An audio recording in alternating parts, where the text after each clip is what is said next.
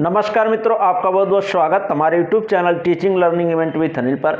मित्रों, आज इस वीडियो में हम अध्ययन करेंगे कर्मधारय समास को। हिंदी पाठ्यक्रम के अंतर्गत यूपी टेट सुपर टेट की परीक्षा की दृष्टि से ठीक मैंने समास पढ़ाना स्टार्ट किया था और इसमें समास का परिचय, सामान्य परिचय और प्रकार जैसे तत्पुरुष समास, अव्ययीभाव समास, द्वंद्व समास हो चुके हैं ठीक, और कर्मधारय, द्विगु और बहुव्रीहि बचे हैं। तो आज कर्मधारय समास पढ़ेंगे और जो इसके पार्ट बने हुए हैं समास के, अगर आप नहीं देखें तो इस वीडियो के डिस्क्रिप्शन बॉक्स में लिंक मिल जाएगा, आप वहां पर जा कर के लिंक को क्लिक करके वीडियो को देख सकते हैं और चीज़ों को समझ सकते हैं। तो आज के वीडियो में हम चर्चा करेंगे कर्मधारय समास को, जो कि बहुत ही महत्वपूर्ण है ठीक, आपकी सुपर टेट और यूपी टेट परीक्षा की दृष्टि से। तो आइए देखते हैं कर्मधारय समास। पहले जानते हैं कर्मधारय समास की पहचान को, इसके लक्षण को कैसे जानेंगे कि कर्मधारय समास होता क्या है ठीक। अगर आपकी परीक्षा में आ गया है तो किस प्रकार से उसकी पहचान कर करके अच्छा आंसर, जो सही आंसर है, उसको दे सकेंगे। तो पहले इसके पहचान को देखते हैं। ये सभी इसके पहचान दिए गए हैं यहाँ पर, इसको आप देखिए। पहले पहचान, इस समास का पहला पद विशेषण और दूसरा पद विशेष्य होता है। यहाँ पर मैंने दो पहचान बता रखा है, जिससे आप समझ जाएं, वो आप अपने अनुसार याद कर लें ठीक। पहला एक विशेषण विशेष को लेकर के है, दूसरा है उपमेय और उपमान को लेकर के। तो दोनों का मैं उदाहरण दूंगा, दोनों के तरह से मैं बता दूंगा। जो आपको आसान लगेगा उसको एक्सेप्ट कर लीजिएगा और उसको तैयार करिएगा, उस अकॉर्डिंग समझिएगा चीज़ों को। तो इस समास का पहला पद विशेषण और दूसरा पद विशेष होता है ठीक। तो पहले ये जान लेते हैं विशेषण क्या है और विशेष्य क्या होता है, तभी तो जानेंगे विशेषण क्या होगा और विशेष्य क्या होगा। तो उसको पहले जानते हैं ठीक। तो यहाँ पर मैं बता दे रहा हूँ विशेषण। तो विशेषण वे शब्द होते हैं ठीक, जो विशेषता बतलाते हैं, और विशेष वे होते हैं जिसकी विशेषता बतलाई जाए ठीक। किसी समासिक पद में विशेषण वे होते हैं जो किसी की विशेषता बतलाएं ठीक, जो विशेषता बतलाएं, जो विशेषता बतलाए।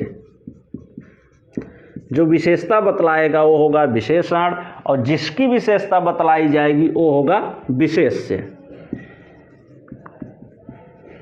विशेष्य, जिसकी विशेषता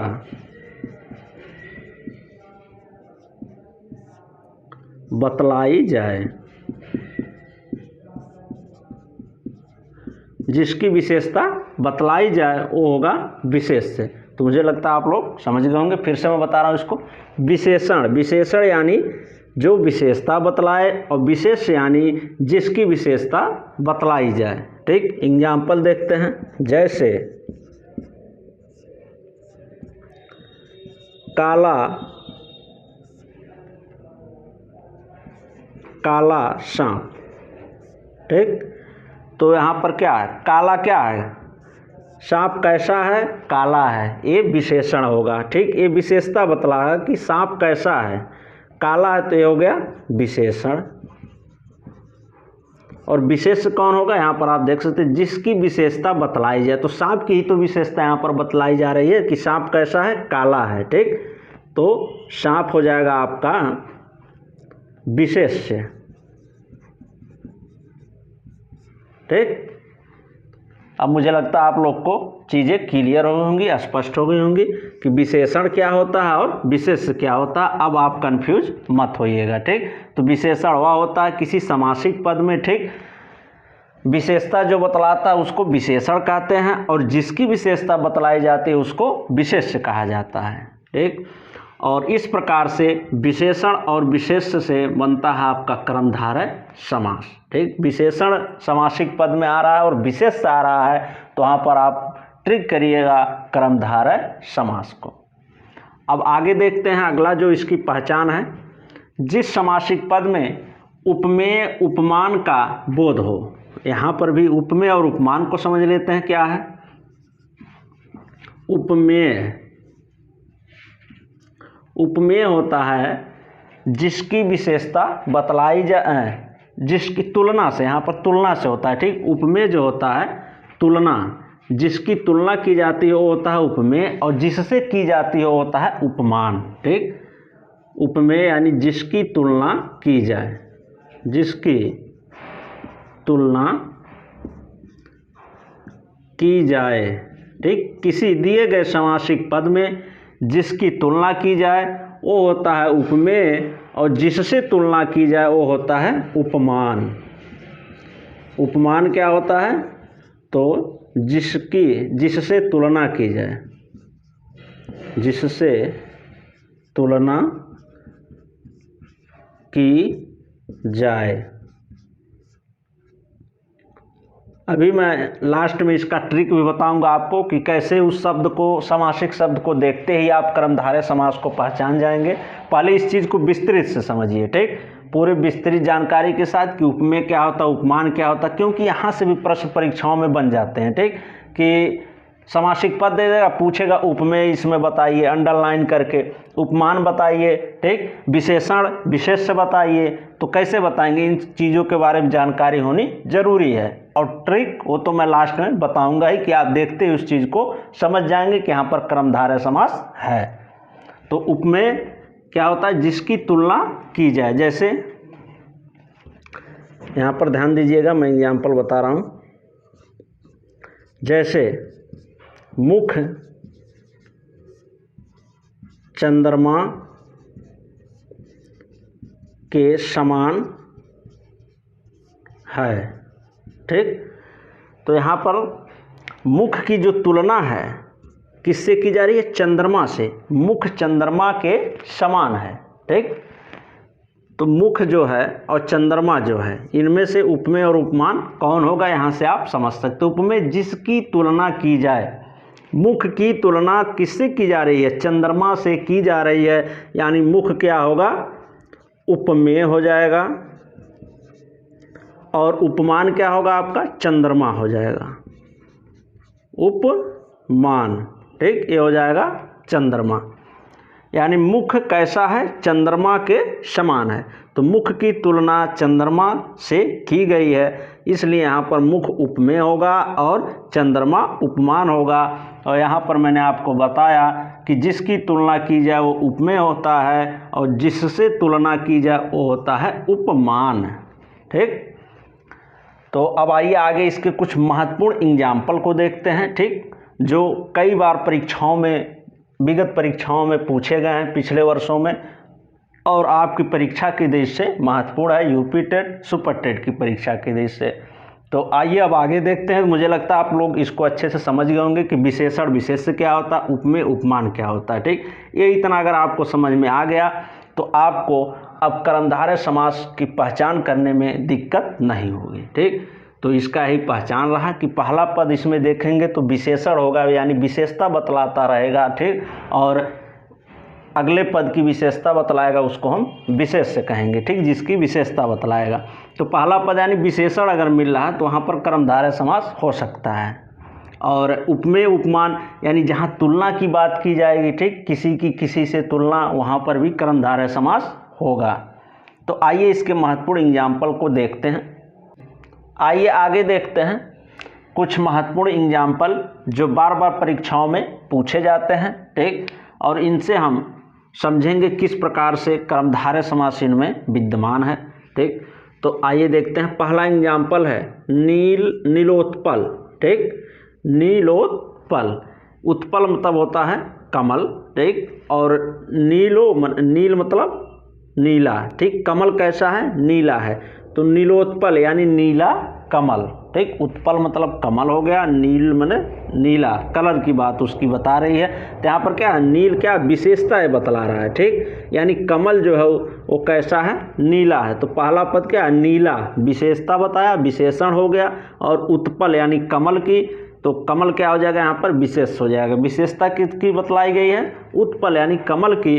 तो कमल की विशेषता बतलाई गई, तो कमल यहाँ पर विशेष हो गया और नीला विशेषण हो गया, ठीक। इससे हम समझ सकते हैं कि यहाँ पर क्या होगा? कर्मधारय समास होगा। और इसकी ट्रिक मैं आपको बता दे रहा हूँ।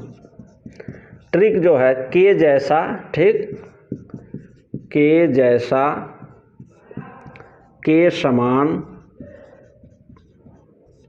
तुलना विशेषता,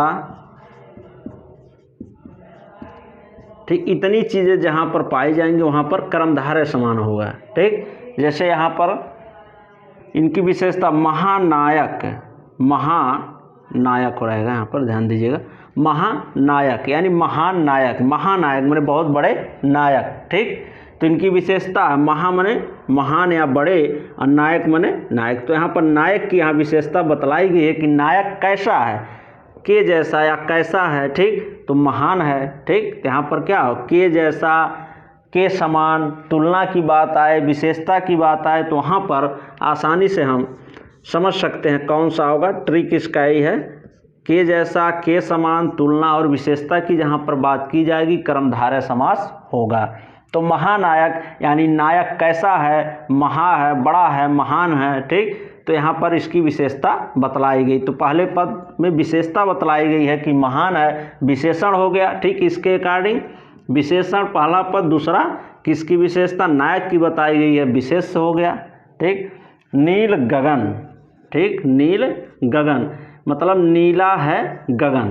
ठीक, नीला है गगन, गगन कैसा है, नीला है। ठीक, यानी गगन क्या हो जाएगा, यहाँ पर विशेष हो जाएगा और नील क्या हो जाएगा, उसकी विशेषता बतला रहा है कि गगन कैसा है, नीला है। इससे आप समझ सकते हैं यहाँ पर नील कमल, कमल कैसा है, कमल हो गया विशेष, कमल की विशेषता बताई गई है कि नील, नील कमल यानी नीला है कमल जो। ठीक, यानी कमल कैसा है, नीला है। तो यहाँ पर विशेषता बतलाई जा रही है कमल की कि नीला है। तो पहला पद यहाँ पर आप देख रहे हैं विशेषण है और दूसरा विशेष है। इस प्रकार से यहाँ पर कर्मधारय समास होगा। कमल नयन, कमल के समान नयन, के समान बीच में आप उसको जब विग्रह करेंगे समासिक पद का तो वहाँ पर के समान या तुलना की बात, के जैसा या कैसा हुआ है, ये सब चीज़ें आएंगी और विशेषता बतलाई जाएगी। तो इस प्रकार से वहाँ पर कर्मधारय समास होगा।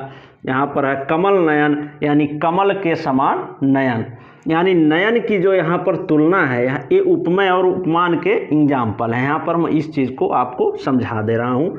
जैसे कमल नयन, कमल नयन यानी नयन कैसे हैं, कमल के समान नयन। ठीक, कमल के समान नयन वाले। ठीक, कमल के समान नयन है, नयन कैसे हैं, कमल की तरह हैं।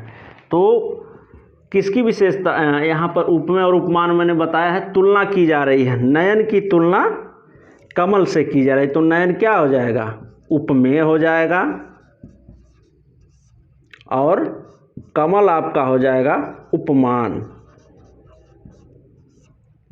ठीक, इस प्रकार से उपमेय और उपमान भी आपने देखा। जिस समासिक पद में उपमेय उपमान का बोध हो उसे कर्मधारय समास कहते हैं। और उपमेय क्या होता है, जहाँ पर तुलना की बात आती है, ठीक, वहाँ पर उपमेय और उपमान होंगे। जैसे कमल नयन, मृग नयन यानी मृग के समान नयन। ठीक, नयन कैसे हैं, मृग के समान है, हिरण की तरह नयन है। ठीक, कमल नयन, नयन कैसे हैं, यानी नयन की जो तुलना की जा रही है कमल से की जा रही है। यहाँ पर जो नयन की तुलना है वो मृग के नयन से की जा रही है, हिरण के नयन से, आँख से की जा रही है कि जो नयन है मृग के समान नयन है। ठीक, मृग की तरह, यानी नयन की जो तुलना है मृग के नयन से की गई। यहाँ पर जो नयन की तुलना है कमल से की गई, यानी नयन जो है आपका उपमेय होगा और किससे तुलना की जा रही है वो उपमान होगा। ठीक, इस प्रकार से इस लक्षण को भी यहाँ पर हमने समझा कि जिस समासिक पद में उपमेय उपमान का बोध हो उसे कर्मधारय समास कहते हैं। तो यहाँ पर कमल नयन यानी नयन कैसा है, कमल नयन, नयन की तुलना कमल से की गई है। मृग नयन यानी नयन की तुलना मृग के नयन से की गई। यहाँ पर तुलना की बात की जाएगी तो उपमेय और उपमान होगा।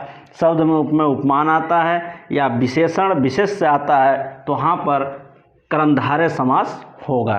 ठीक, तो मुझे लगता है आप लोग अच्छे से इसको समझ गए होंगे। ठीक, तो इससे अब आने वाले प्रश्नों को आप गलत मत करिएगा।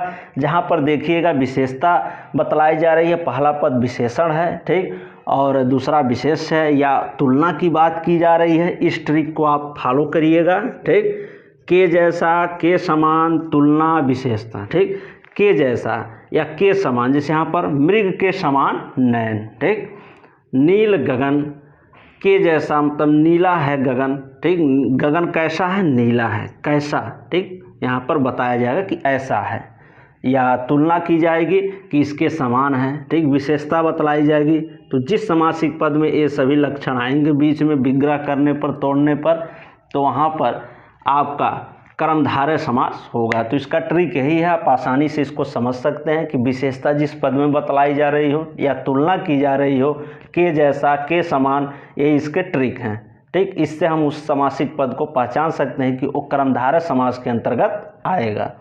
तो मुझे लगता है आप लोग अच्छे से समझ गए होंगे। तो आज हमने पढ़ा कर्मधारय समास, ठीक।